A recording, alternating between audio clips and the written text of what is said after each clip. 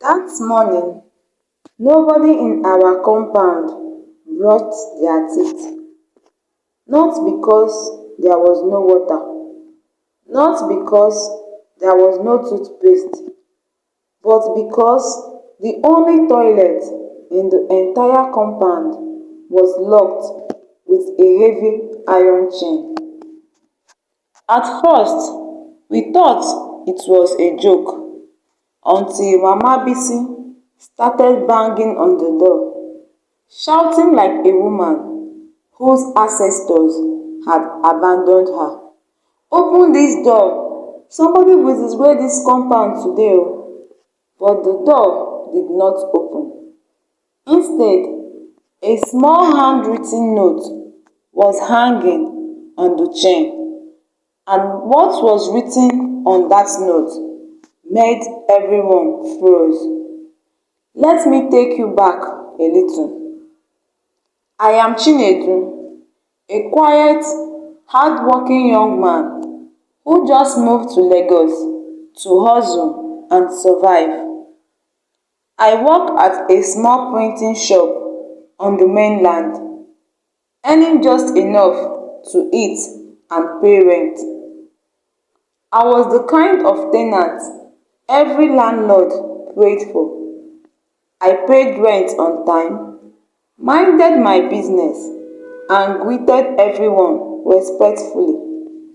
Then there was our landlord, Mr. Kadri, a tall, dark man with a permanently angry face, like someone who swallowed pepper without water. He loved control, loved power, loved reminding us that this is my house. If NEPA blinked, he blamed tenants. If the tap leaked, he blamed tenants. If a goat cried in the street, somehow it was still our fault. Then there was Mama Bisi, the loudest woman in the compound, a food seller who woke up before the sun and shouted like a town crier, and Tunde, a playful barber who always cracked jokes even in serious situations. And finally, Amina, the quiet single mother who barely spoke but whose eyes carried stories no one asked about. We lived in a typical Lagos face me I face you compound. 10 rooms, one long corridor, one kitchen everyone fought over, and just one toilet and bathroom at the back. The kind of place where your neighbor knows when you cough, when you laugh, and when you are broke. Water flowed only when the tank was full. Light came and went like an unfaithful lover. But somehow we managed.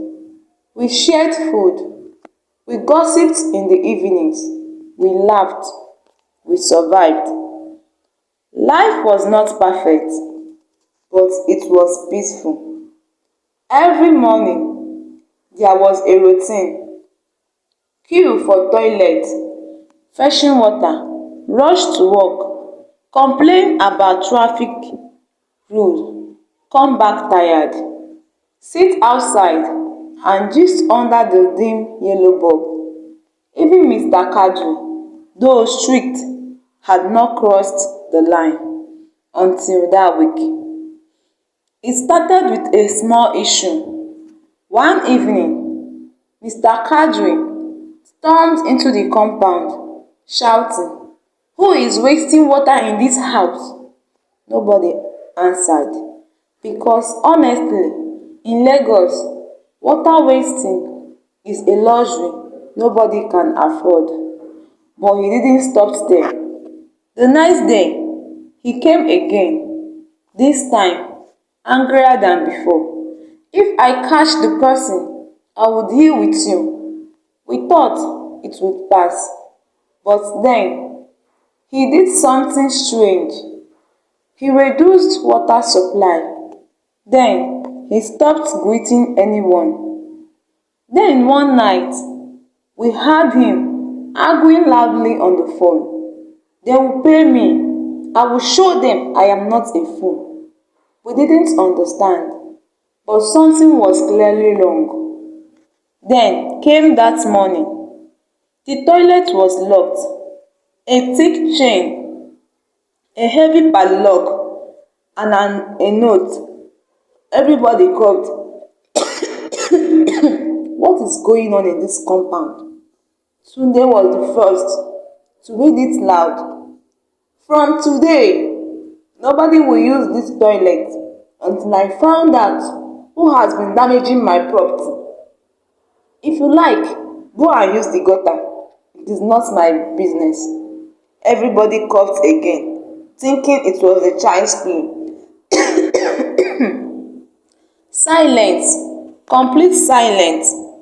Then chaos exploded. Ha! Is this man mad? Mama Betty screamed. Where do you expect us to go? Someone shouted. This is wickedness, another cried. But Mr. Kadri did not come out. He locked himself inside his flat and left over 10 tenants stranded. That day was one of the worst days of my life.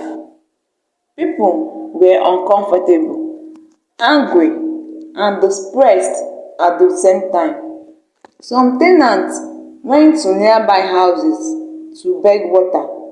Some used nylon bags in secret to poo. The smell in the compound by afternoon was something I cannot even describe. Amina's little son started crying. Mommy, I want to go. But there was nowhere to go. Amina's eyes filled with tears, but she said nothing.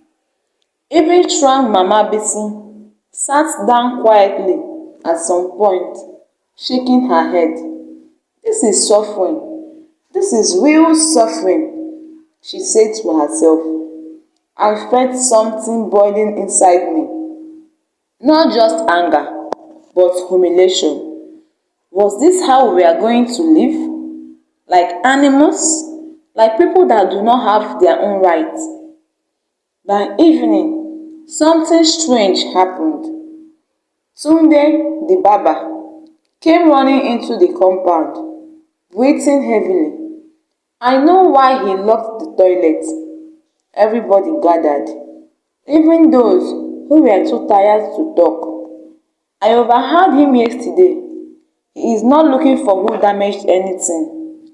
Everywhere fell silent. He said the water bill increased and he believes tenants are using too much water. Murmurs spread. So this is punishment? Someone asked. Tunde shook his head. No, it's worse.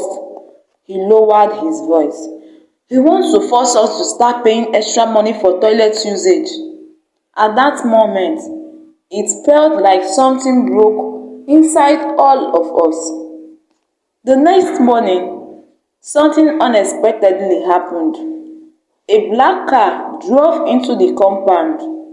Two officials stepped out, government sanitation officers. Apparently, someone has reported the house. Nobody knew who. They inspected everything.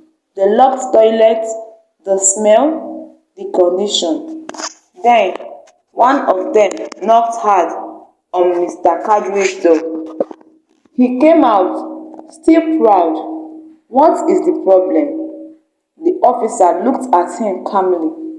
You locked the only toilet for tenants? Yes, it's my property.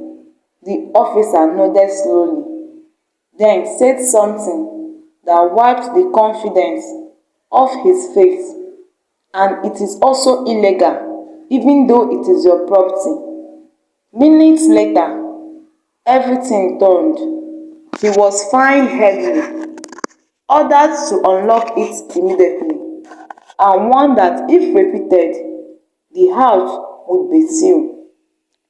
As the chain was removed, Tenant stood there watching, silent, but inside, something has changed. Life returned, but not the same. Mr. Cadron became quiet, very quiet. He stopped shouting, stopped threatening. In fact, he even fixed the leaking pipes. And for us tenants, we became stronger together.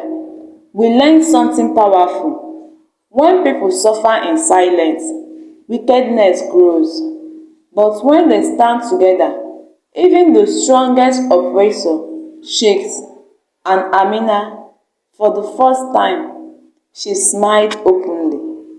Moral lesson: power without compassion is wickedness. And when people unite against injustice, even the most stubborn oppressor will be forced to change. Please subscribe, like and share my video if you enjoy my stories. Thank you.